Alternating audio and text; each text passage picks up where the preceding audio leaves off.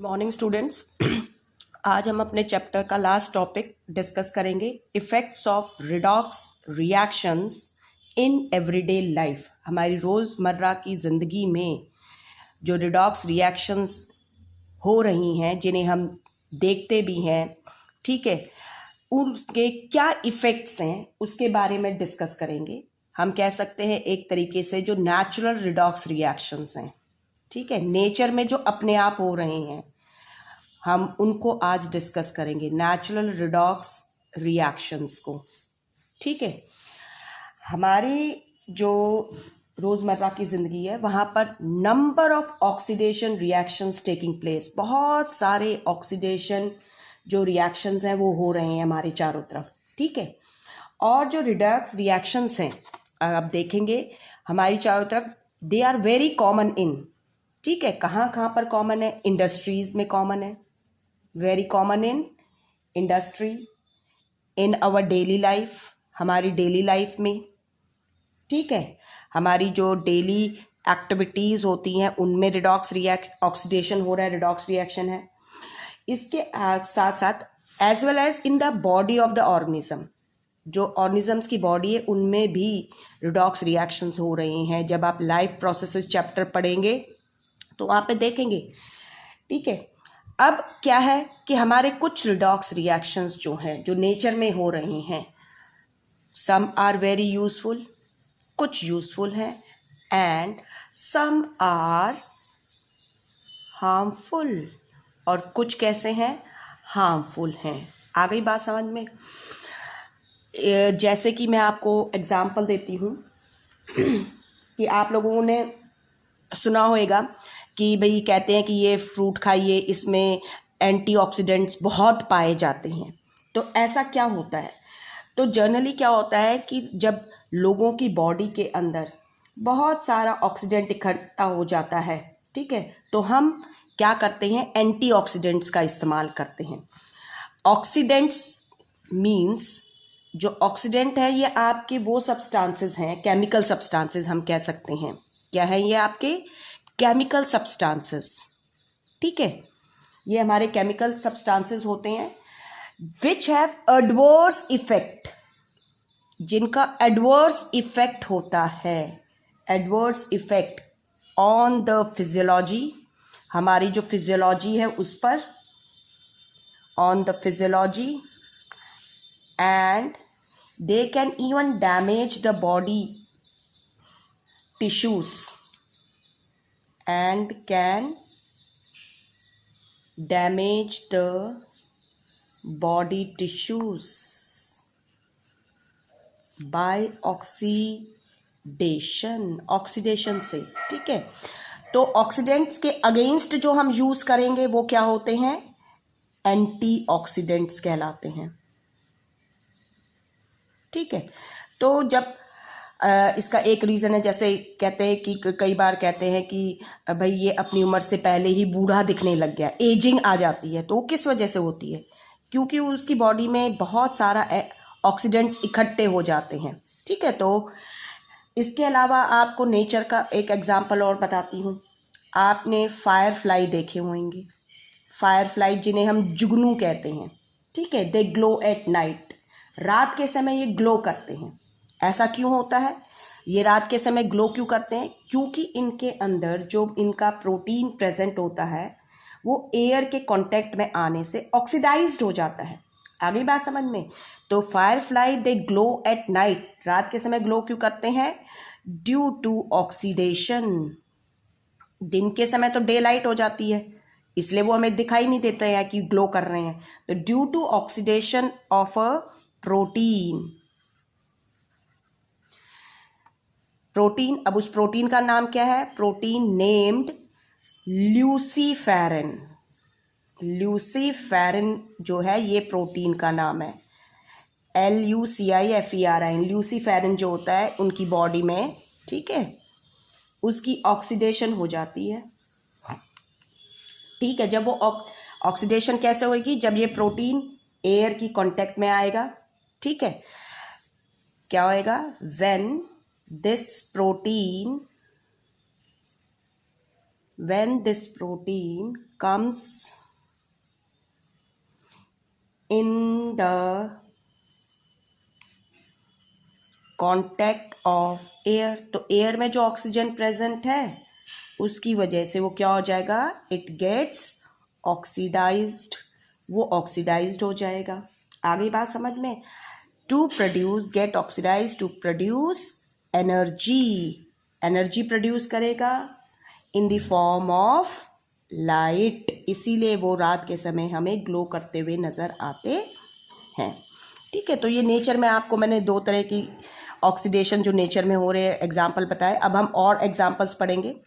तो हमारे पास क्या, मैंने कहा कि जो रिडॉक्स रिएक्शन नेचर में जो अपने आप हो रहे हैं, ऑक्सीडेशन नेचर में अपने आप कैसे, नेचर में एयर के अंदर जो ऑक्सीजन प्रेजेंट है उससे रिएक्ट करके जो ऑक्सीडेशन हो रही है, तो उसको हम कई बार एरियल ऑक्सीडेशन भी कह देते हैं।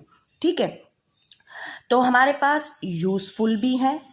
यूजफुल आपके दो एग्जाम्पल बताती हूँ जो नेचर में हमारे लिए यूजफुल हैं, जैसे कंबशन है, आप सभी को पता है कंबशन मीन्स बर्निंग, तो बर्न करने के लिए हमें ऑक्सीजन की ज़रूरत होती है, because oxygen is a supporter. तो आपके फ्यूल्स जो हैं बर्न होते हैं, उनकी कंबशन होती है, तभी हमें एनर्जी मिलती है, and that energy is utilized, और उसी एनर्जी की यूटिलाइजेशन होती है टू डू वेरियस एक्टिविटीज़। ठीक है, और दूसरा आपका यूजफुल है रेस्पिरेशन, अगर आप देखें।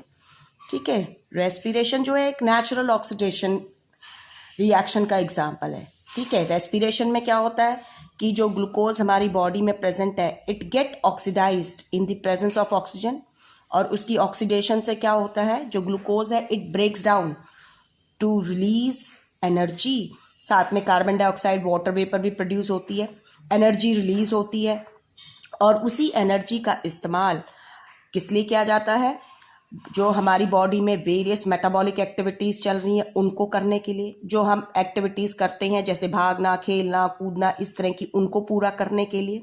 इसके अलावा आपकी बॉडी के टेम्परेचर को मेंटेन करने के लिए वो इस्तेमाल करते हैं। तो these are the useful effect. आगे बात समझ में। और जब हम हार्मफुल इफ़ेक्ट की बात करते हैं, तो नेचर में जो हार्मफुल इफ़ेक्ट हैं, अगर आप उसको देखेंगे तो आप देखेंगे कि जो डैमेजिंग इफ़ेक्ट है ऑक्सीडेशन का, वो मेटल्स पर भी है। किस पर है, डैमेजिंग इफ़ेक्ट ऑन मेटल्स। ठीक है, आगे बात समझ में, as well as on food, damaging effect on food, और ये दोनों ही हम पढ़ेंगे। आगे बात समझ में, जो डैमेजिंग इफ़ेक्ट है मेटल्स पर उसको हम कोरिजन के अंतर्गत पढ़ेंगे, और जो डैमेजिंग इफ़ेक्ट है फूड पर उसको हम रेंसिडिटी के अंतर्गत पढ़ेंगे। आगे बात समझ में। अब हम सबसे पहले शुरू करने जा रहे हैं कोरिजन ऑफ मेटल्स। ठीक है, corrosion of metals. Simple language में मैं कह सकती हूँ corrosion means deterioration, DETERIORATION,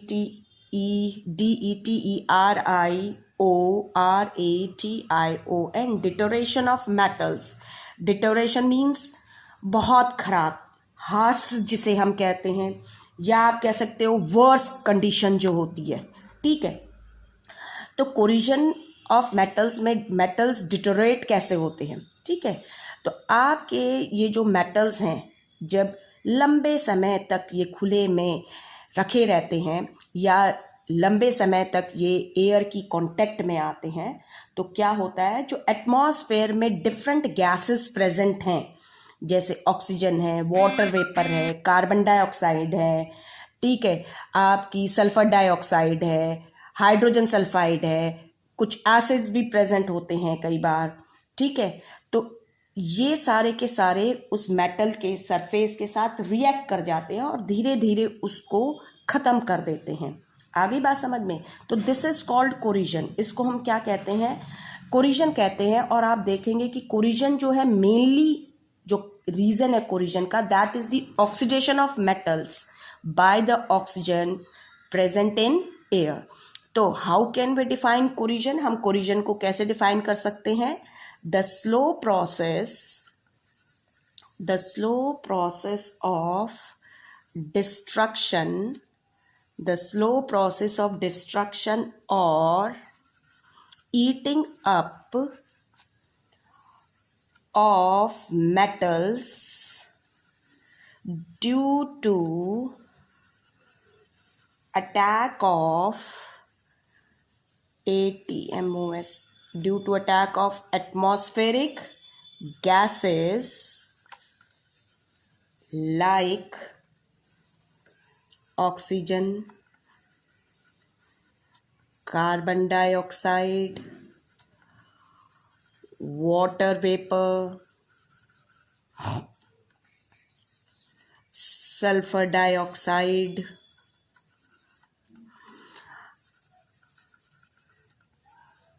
hydrogen sulfide, etc. on the surface of the metals, on the surface of the metals is called corrosion. आगे बात समझ में? जब ये इन डिफरेंट गैसेस के साथ रिएक्ट करते हैं तो क्या होता है, इनके ऊपर ऑक्साइड्स की लेयर या कार्बोनेट की लेयर्स या सल्फाइड्स की लेयर इस तरीके से बन जाती हैं. ठीक है, अब हम कोरिजन में एग्जाम्पल्स देखते हैं. डिफरेंट जनरली यहाँ पर कुछ एग्जाम्पल्स कोरिजन के मेटल्स के डिस्कस किए गए हैं. ठीक है, तो जिसमें सबसे पहले है कोरिजन ऑफ आयरन. ठीक है, कौन सा है? Corrosion of iron. Remember this thing, corrosion of iron, it is also called, इसको हम क्या कहते हैं? Also called rusting. Special name given to the corrosion of iron. Iron की कोरिजन को स्पेशल नेम दिया गया है रस्टिंग. आगे बात समझ में? तो क्या होता है? When iron articles are expose to moist air, जब आयरन के आर्टिकल्स जो हैं मॉइस्ट एयर की कांटेक्ट में आते हैं तो उनके ऊपर एक रेडिश ब्राउन कलर की कोटिंग बन जाती है जिसे हम रस्ट कहते हैं. क्या कहा मैंने? When iron articles are exposed to moist air, ठीक है, they get coated with reddish brown color. ठीक है, which is called rust, जिसे हम क्या कहते हैं? रस्ट कहते हैं. तो होता क्या है कि आयरन जो है इट करोड रीडली, बहुत रीडली करोड हो जाता है व्हेन एक्सपोज्ड टू मॉइस्चर या मॉइस्ट एयर यू कैन से.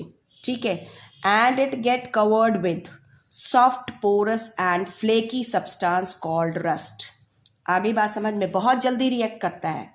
तो जो रस्ट बनता है, आपने क्या ध्यान रखना है कि मॉइस्ट एयर के कांटेक्ट में आते ही आयरन बहुत जल्दी रिएक्ट कर जाता है और इसके ऊपर कवरिंग आ जाती है. किसकी? रस्ट की. और रस्ट आपका कैसा सब्सटेंस है? सॉफ्ट है, पोरस है एंड फ्लेकी सब्सटेंस है. ठीक है, जिसे हम रस्ट कह रहे हैं. आ गई बात समझ में?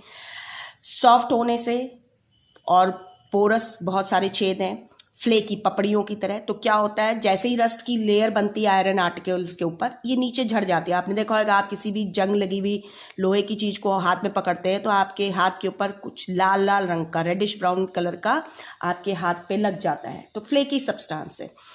आपने ध्यान रखना है कि जो रस्ट है, एक्चुअली केमिकली जो रस्ट है वो क्या है? Chemically rust is hydrated iron 3 oxide. मैंने आयरन 3 ऑक्साइड इसलिए लिखा क्योंकि यहाँ पर आयरन की वैलेंसी 3 है. आगे बात समझ में? आयरन 3 तो, और या इसे हम क्या कहेंगे? आयरन 3 है तो फेरिक ऑक्साइड. ठीक है, तो केमिकली ये है और इसका फॉर्मूला होता है Fe2O3 डॉट XH2O, ये रस्ट है, समझ में आ गई? ये क्या है? Rust, Fe2O3.XH2O। और रिएक्शन क्या होती है? आपकी आयरन जो है आपका रिएक्ट करता है मॉइस्ट एयर के साथ, समझ में आ गया? और रेडिश ब्राउन कोटिंग बनती है, ठीक है, Fe2O3.XH2O सॉलिड, ठीक है। ये आपका क्या है? हाइड्रेटेड फेरिक ऑक्साइड, जिसे हम रस्ट कहते हैं, ठीक है, रेडिश ब्राउन कलर है। ये आपका आयरन है and oxygen and water air से आती हैं। अब मैंने इधर XH2O इसलिए लिखा है कि जो वाटर मॉलिक्यूल्स अटैच होंगे आयरन ऑक्साइड के साथ, it will depend upon the moisture content present in the atmosphere, कि एटमॉस्फेयर में नमी कितनी है, ठीक है, उसके हिसाब से वाटर मॉलिक्यूल्स अटैच्ड होते हैं। तो हमने क्या देखा कि जो रस्टिंग है, ठीक है, आयरन की जो रस्टिंग है यानी कोरिजन ऑफ आयरन जो है, it take place under two conditions, दो कंडीशंस के अंदर होता है। Two conditions are necessary. ये आप मेटल्स एंड नॉन मेटल्स के चैप्टर में भी पूरा डिटेल में पढ़ेंगे, वहाँ पर तो ये एक्टिविटीज़ को डिस्कस भी किया गया है। पहली कंडीशन है प्रेजेंस ऑफ, पहली कंडीशन क्या है? Presence of air, air means oxygen का होना। और दूसरी कंडीशन क्या है? Presence of moisture, presence of moisture means water का प्रेजेंट होना। आ गई बात समझ में? अब इसमें कुछ चीज़ें जो ध्यान रखनी है आपने, वो ये है कि जो रस्टिंग है, it weakens the strength of, आपका जो रस्टिंग होता है उससे क्या होता है? वीकन्स, कमज़ोर कर देता है, weakens the strength of buildings, आपकी जो बिल्डिंग्स हैं, ब्रिजेस हैं, ऑटोमोबाइल्स हैं, शिप्स हैं, रेलिंग्स हैं एंड मैनी अदर आर्टिकल्स।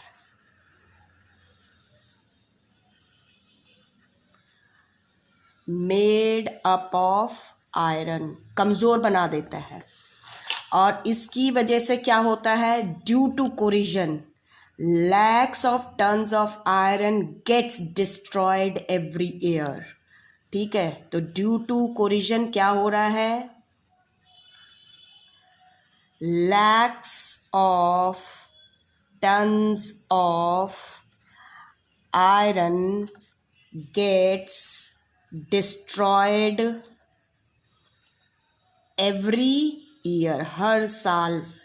और इसकी वजह से क्या होता है? Every year a huge amount of money is spent on repairing iron articles and replacing the damaged iron and steel structure, because mainly building, ships, इन सब में आयरन और स्टील्स का इस्तेमाल किया जाता है। तो क्या हो रहा है? So every year huge amount, so every year huge amount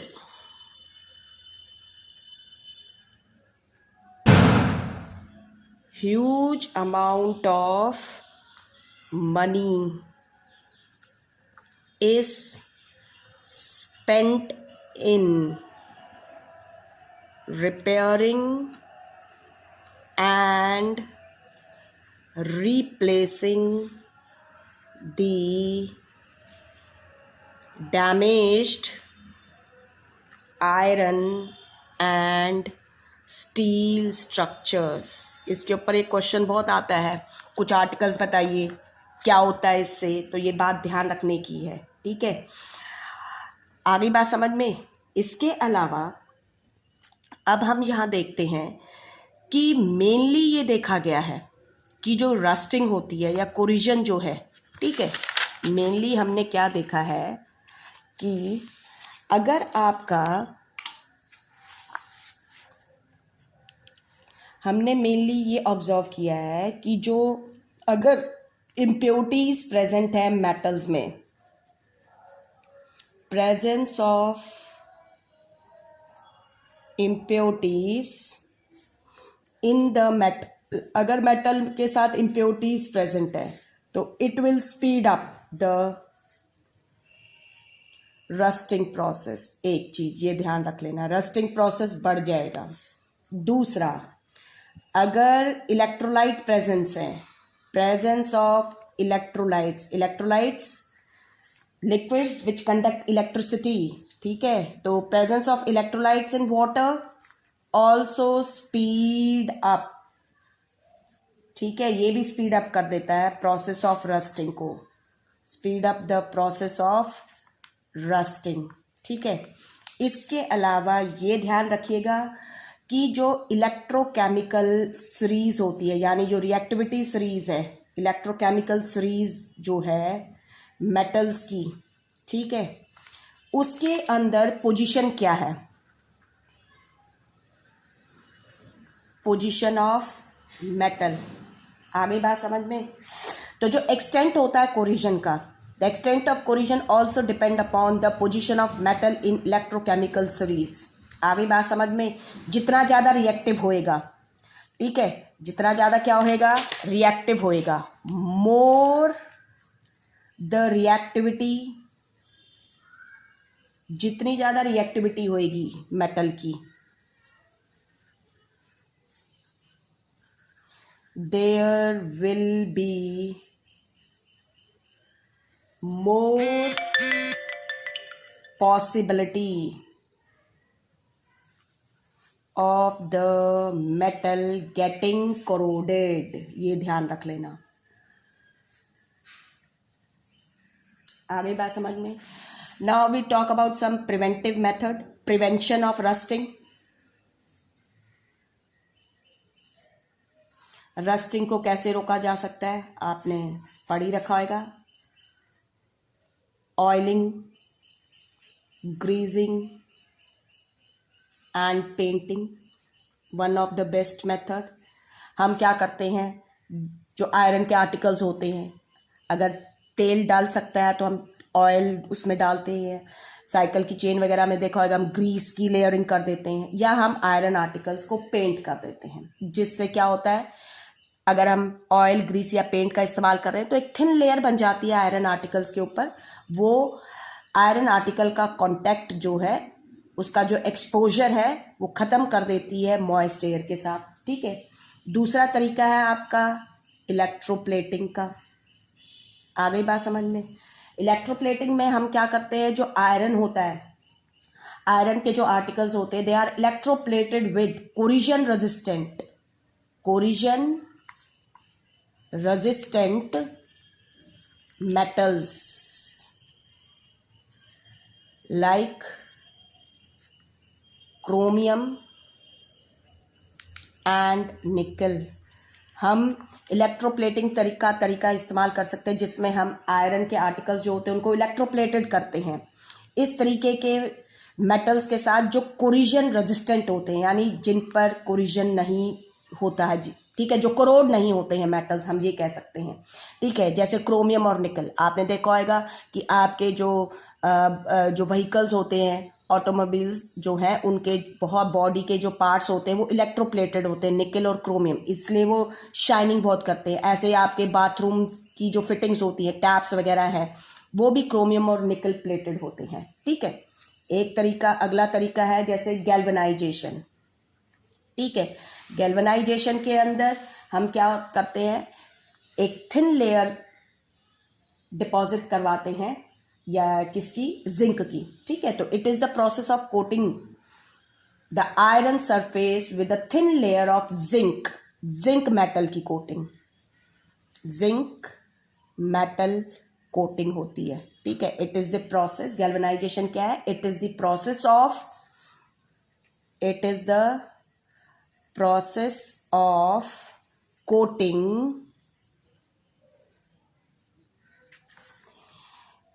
coating the iron articles with a thin layer of zinc. लेकिन ध्यान रखिएगा, zinc more electropositive than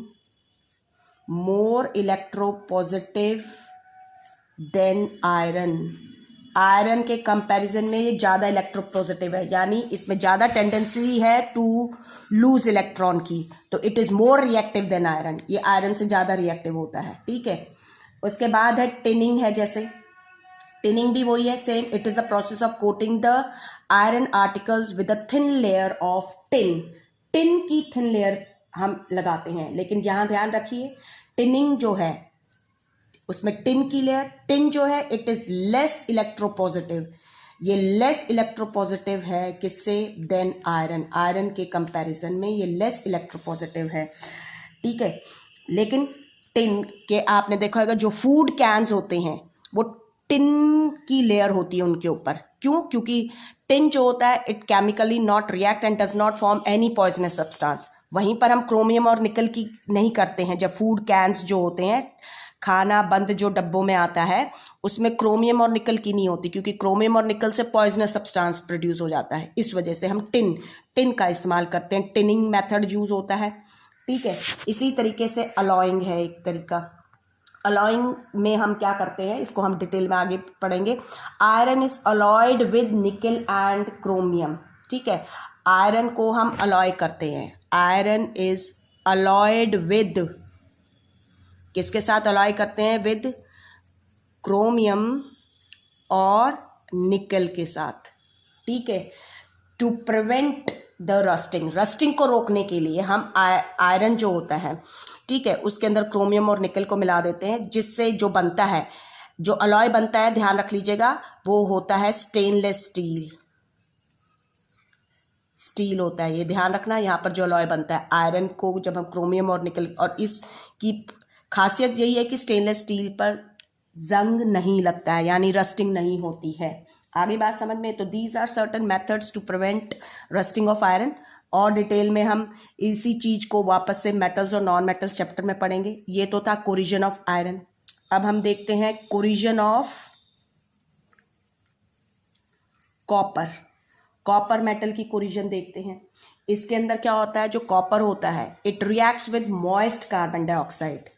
copper जो है किसके साथ करता है react with moist carbon dioxide, ठीक है, which is present in the air, and slowly lose its shiny brown surface, और धीरे धीरे जो उसका चमकदार ब्राउन सरफेस होता है वो खत्म हो जाता है, and acquires a green coating. ठीक है, तो रिएक्ट कर रहा है, react with moist carbon dioxide, ठीक है, and slowly loses its shiny brown surface and acquires a green coating। और कौन सी कोटिंग एक्वायर करता है, ग्रीन कोटिंग। ठीक है, this green coating is due to the formation of basic copper carbonate. ये जो ग्रीन कोटिंग है, ठीक है, ग्रीन कोटिंग किसकी वजह से है, green coating is due to the formation of basic copper carbonate. Basic copper carbonate की बनने की वजह से होता है, रिएक्शन होती है 2CuS plus CO2 plus O2 plus H2O। आ गई बात समझ में, and forms CuCO3 dot CuOH whole twice solid. ठीक है, ये आपका क्या है, बेसिक कॉपर कार्बोनेट। तो ध्यान रख लेना, जो ग्रीन कोटिंग है it is a mixture of copper carbonate and copper hydroxide. जो ग्रीन कोटिंग है वो मिक्सचर है कॉपर कार्बोनेट का और कॉपर हाइड्रोक्साइड का। ये कॉपर कार्बोनेट है, ये कॉपर हाइड्रोक्साइड है। ठीक है। तो कॉपर हाइड्रोक्साइड है, तो ये एक बेस है, इसीलिए हम इसको कहते हैं बेसिक कॉपर कार्बोनेट। ठीक है, ये आपका कॉपर है। एंड दीज थ्री, ये जो आपकी है carbon dioxide, oxygen, it comes from, ये क्या है आपकी मॉइस्ट एयर से। ठीक है, तो आपकी ये है। तीसरी जो आपका यहाँ पर एग्जाम्पल है that is corrosion of silver. ठीक है, आपने सुना होगा कि चांदी के जो घर में ऑर्नामेंट्स रखे होते हैं, कहते हैं कि समय के साथ, या चांदी के बर्तन समय के साथ काले हो जाते हैं। ठीक है, तो ध्यान रखिए सिल्वर के जो आर्टिकल्स होते हैं they become black, they become black, black colour के हो जाते हैं after some time when expose to air. ठीक है, खुले में रखे रहने से, इसलिए आपने देखा होगा उनको कॉटन में या इस तरीके से कॉटन के अंदर लपेट के रखते हैं जिससे वो एयर की कांटेक्ट में ना आए। ठीक है, तो ऐसा क्यों होता है? क्योंकि जो सिल्वर होता है it react with the compounds of, reacts with the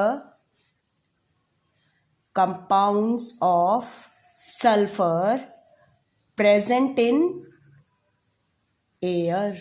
ठीक है, और जो कंपाउंड प्रेजेंट है सल्फर के, तो जनरली हाइड्रोजन सल्फाइड के साथ रिएक्ट करता है and form a black substance silver sulphide. जो ब्लैक सब्सटेंस बनता है वो सिल्वर सल्फाइड होता है।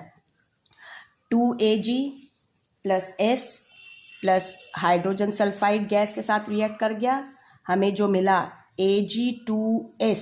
ठीक है, प्लस में हाइड्रोजन गैस, ये है आपका ब्लैक सब्सटेंस जो ब्लैक लेयर बनती है। ठीक है, तो सिल्वर किसके साथ रिएक्ट कर रहा है? ये आपकी है हाइड्रोजन सल्फाइड के साथ रिएक्ट कर रहा है। ठीक है, और ब्लैक सब्सटेंस जो बन रहा है वो क्या है? सिल्वर सल्फाइड, इसकी लेयर बनती है। ठीक है, ब्लैक सब्सटेंस की। ये आपकी कहाँ से आई? फ्रॉम एयर, एयर से। ठीक है, तो this is about the corrosion. ये आपका कोरिजन था मेटल्स का, लेकिन आपके वहीं पर अनरिएक्टिव मेटल्स जो हैं, जैसे अनरिएक्टिव मेटल जो रिएक्टिविटी सीरीज में आपने देखा होगा बिल्कुल बॉटम में प्रेजेंट होते हैं, जैसे गोल्ड है, प्लैटिनम है, प्लैटिनम है, पैलेडियम है। ठीक है, तो ये आप हाई क्लासेस में भी पढ़ेंगे आगे जाके। टाइटेनियम है। तो इस तरह के मेटल्स जो होते हैं दे डू नॉट करोड। ठीक है, ये करोड नहीं होते हैं, do not corrode, resistance to corrosion है। ठीक है, this is all about your corrosion. आपका फर्स्ट चैप्टर में इतना ही है कोरिजन के बारे में। ठीक है, तो इसमें जर्नली कि कौन किसके साथ रिएक्ट करके किस कलर की लेयर बन रही है, उनके केमिकल फॉर्मूले क्या है, केमिकल नेम क्या है, इस तरह के क्वेश्चंस आपके पुट डाउन होते हैं। अब हम सेकंड जो डिस्कस करेंगे, वो क्या है? सेकंड डिस्कस करेंगे। अब हम दूसरी जो हार्मफुल इफेक्ट जो हम पढ़ने जा रहे थे फूड आइटम्स पे, वो थी रेनसिडिटी। अब हम रेनसिडिटी को डिस्कस करते हैं। ठीक है, किसको डिस्कस करते हैं? रेनसिडिटी को। It is also one of the big problem created by natural redox reaction. अब है क्या? जैसे आपने देखा होगा कई बार हमारा जो भोजन, ठीक है, जो रखा हुआ होता है, आप देखते हैं उसमें से बदबू आने लग जाती है, खट्टा होने लग जाता है। ठीक है, स्पेशली जो तला हुआ होता है। तो आपके ये एक बड़ी समस्या है and it all happens due to aerial oxidation. तो आपने क्या देखा? Some food items specially those containing oil and fats give bad smell आने लग जाती है, बैड टेस्ट हो जाता है। ठीक है, when they get expose to air for long time, जब लंबे टाइम तक, जैसे आप नमकीन का पैकेट खोल के रख दें, ठीक है, तो कुछ टाइम बाद आप क्या देखते हैं, उसका टेस्ट चेंज हो जाता है, उसमें से स्मेल आने लग जाती है। ठीक है, तो इट ऑल हैपन्स, ये किस वजह से होता है? जो बैड स्मेल प्रोड्यूस होती है, it is due to the formation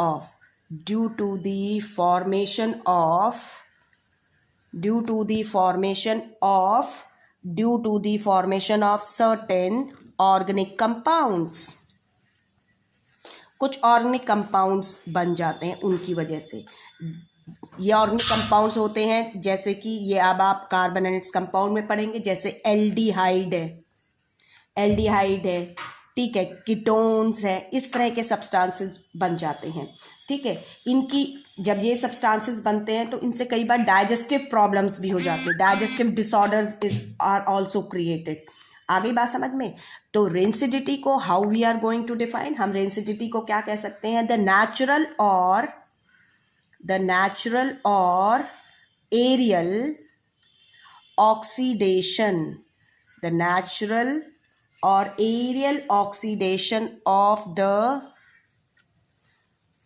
oils and fats which are present in food items, ठीक है, giving bad smell and taste, ठीक है क्या? द नेचुरल और aerial oxidation of the oils and fats which are present in food items giving bad smell and taste is called rancidity. उसे हम क्या कहेंगे? रेंसिडिटी कहेंगे। आगे बात समझ में? एंड रिमेंबर रेंसिडिटी इंक्रीजेस, आपकी जो रेंसिडिटी होती है, रेंसिडिटी जो होती है, जो रेट ऑफ रेंसिडिटी है,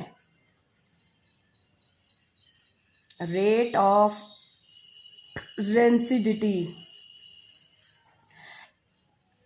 it becomes fast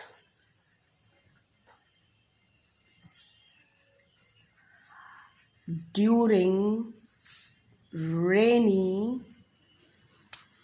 rainy season, ठीक है।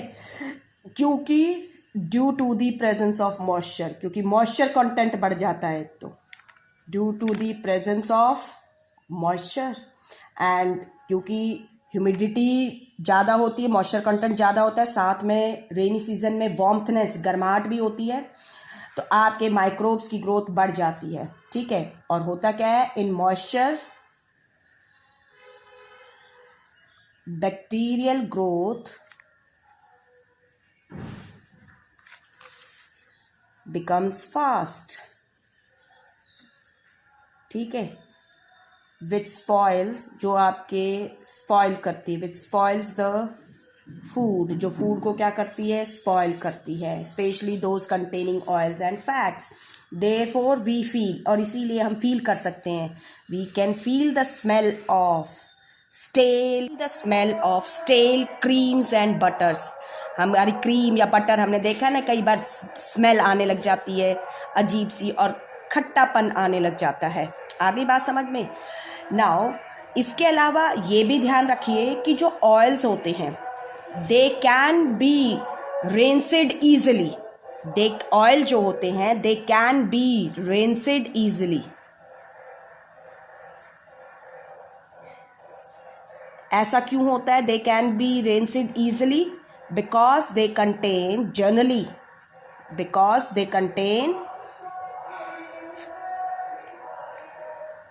Double bond. ये हम डबल बॉन्ड, ट्रिपल बॉन्ड सब कार्बन एंड कंपाउंड में पढ़ेंगे, क्योंकि इनके अंदर डबल बॉन्ड प्रेजेंट होते हैं, तो double bond easily break down हो जाता है, ठीक है, इसलिए they can get oxidised easily. तो they can be rancid easily because they contain double bond which can be oxidized easily, ठीक है, which can be oxidized easily, जो बहुत ही जल्दी ऑक्सीडाइज हो जाता है। Now we talk about prevention of rancidity। हम रेंसिडिटी की प्रिवेंशन के बारे में पढ़ते हैं। प्रिवेंशन ऑफ क्या तरीके हैं? Prevention of rancidity. आ गई बात समझ में? प्रिवेंशन का तरीका क्या है? ठीक है, सबसे पहले rancidity can be prevented by adding, rancidity can be prevented by adding antioxidants. तो आपका बहुत बार क्वेश्चन आता है what are antioxidants, what they do, ये क्या करते हैं, ठीक है। तो हम एंटीऑक्सीडेंट ऐड करके, जो आपके फैट्स और ऑयल वाले फूड आइटम्स होते हैं उनमें हम एंटीऑक्सीडेंट ऐड करके क्या कर सकते हैं, रेंसिडिटी को प्रिवेंट कर सकते हैं। तो antioxidants these are chemical substances, ये आपके क्या होते हैं, केमिकल सब्सटेंसेस होते हैं, ठीक है। These are chemical substances which prevent oxidation, जो क्या करते हैं, ऑक्सीडेशन को रोकते हैं। Chemical substances which prevent oxidation of fats and oils. And generally आपके जो एंटीऑक्सीडेंट्स होते हैं दीज आर रिड्यूसिंग एजेंट्स, हमने पढ़ा है पीछे, दीज आर रिड्यूसिंग एजेंट, जो ऑक्सीडाइज नहीं होने देंगे, सब्सटेंस को रिड्यूस कर देंगे, तो ये रिड्यूसिंग एजेंट होते हैं। जो commonly two common, I am giving you the name of two commonly used antioxidants. दो कॉमनली यूज्ड एंटीऑक्सीडेंट्स आपके हैं, एक है BHA और एक है BHT, ठीक है। ये होता है ये ऑर्गेनिक कंपाउंड्स हैं, ब्यूटाइलेटेड हाइड्रोक्सी एनिसोल, ठीक है, और दूसरा है ब्यूटाइलेटेड हाइड्रोक्सी टॉल्वीन, ठीक है। ये आपके ऑर्गेनिक कंपाउंड्स होते हैं which act like an antioxidant, ठीक है। दूसरा, हम rancidity can be prevented by packaging fat and oil containing food in nitrogen gas, यानी जो हमारे फूड पैकेट्स, जो पैक्ड फूड आइटम्स होते हैं, they can be flushed with nitrogen gas, ठीक है। तो दूसरा तरीका क्या है, बाय पैकेजिंग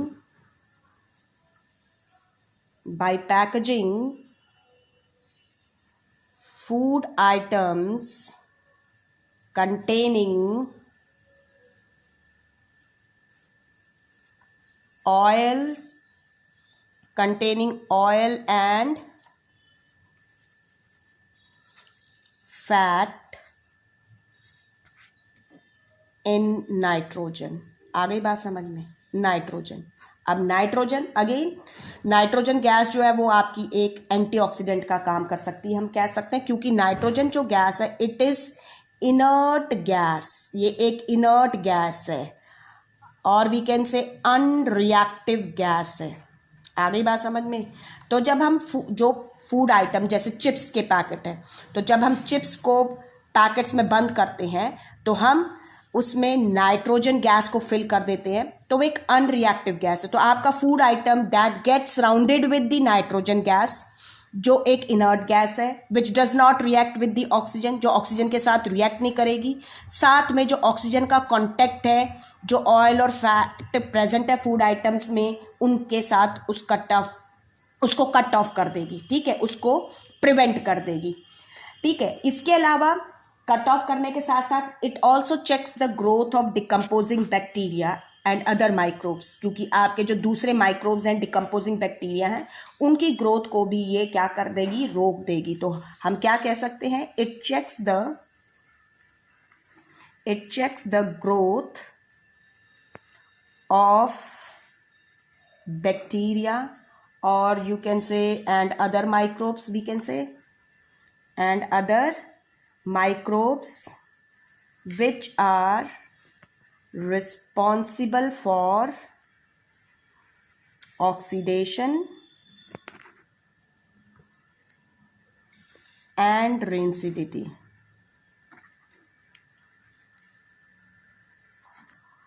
ऑक्सीडेशन एंड, ठीक है, आ गई बात समझ में। तो ये ध्यान रखिए, इसके ऊपर भी क्वेश्चन बहुत आता है कि why food items are packed food items are flushed with nitrogen gas, ठीक है, ये आपकी। उसके बाद है रेंसिडिटी कैन बी रिटार्डेड, हम रेंसिडिटी को रिटार्ड कर सकते हैं, कैसे, by keeping food items, by keeping food items in a refrigerators में रखकर हम रेंसिडिटी को रोक सकते हैं, रिटार्ड कर सकते हैं, कह सकते हैं, ठीक है, स्लो डाउन कर सकते हैं इस प्रोसेस को by keeping the food items in a refrigerator. ऐसा क्यों होता है? क्योंकि रेफ्रिजरेटर के अंदर आपका लो टेम्परेचर होता है, तो जो ऑक्सीडेशन होती है फैट्स और ऑयल्स की, ठीक है, वो क्या हो जाती है? स्लो डाउन हो जाती है, ठीक है। तो रेफ्रिजरेटर में रखने से क्या हो जाएगा? Oxidation will get slow down due to low temperature की वजह से, ठीक है। अगला तरीका है, again we can retard the rancidity by storing food items in air tight containers.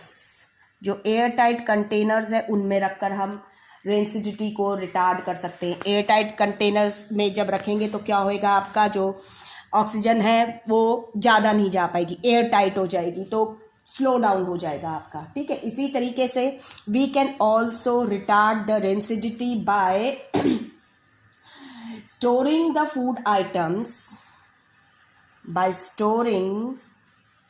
Food items away from light से दूर रखकर। आगे बात समझ में? तो लाइट की एब्सेंस में क्या होएगा कि जो ऑक्सीडेशन है अगेन फैट और ऑयल की जो फूड आइटम में प्रेजेंट है वो स्लो डाउन हो जाएगी, ठीक है, और आपकी रेंसिडिटी की डेवलपमेंट नहीं होएगी, वो कम हो जाएगी, ठीक है। और अगला तरीका है बाय क्रिएशन ऑफ वैक्यूम। आप वैक्यूम भी क्रिएट कर सकते हैं। जब हम फूड आइटम्स को पैक कर रहे होते हैं पैकेट्स के अंदर, तो द पैकेट्स और the container they are evacuated, हम उनको इवैक्यूएट कर देते हैं, यानी उसमें से सारी हवा को बाहर निकाल लेते हैं। आगे बात समझ में? जब सारी हवा बाहर निकाल देंगे तो क्या होएगा? उस पैकेट में, उस कंटेनर के अंदर कोई भी ऑक्सीजन अवेलेबल नहीं होएगी। किस चीज़ के लिए? ऑक्सीडेशन के लिए। जो फैट और ऑयल प्रेजेंट है फूड में उनकी ऑक्सीडेशन नहीं होएगी, ठीक है। इसके अलावा ये ध्यान रखिए कि हमारे इंडिया के अंदर जो टर्मरिक है वो बहुत इस्तेमाल की जाती है। तो टर्मरिक जो है स्पेशली दूध में हल्दी मिला के बहुत पिया जाता है, तो ये आपका एक फूड प्रिजर्वेटिव तो है ही, it is food preservative and it is also a very good antioxidant. ये एक बहुत ही अच्छा एंटीऑक्सीडेंट है, ध्यान रखिएगा। और ये देखा गया है कि इसके अंदर जो आयोडीन का कंपाउंड है, ठीक है, compound of iodine acts as an antioxidant, ठीक है। This is all about your natural redox reaction, the effects of redox reaction in your daily life.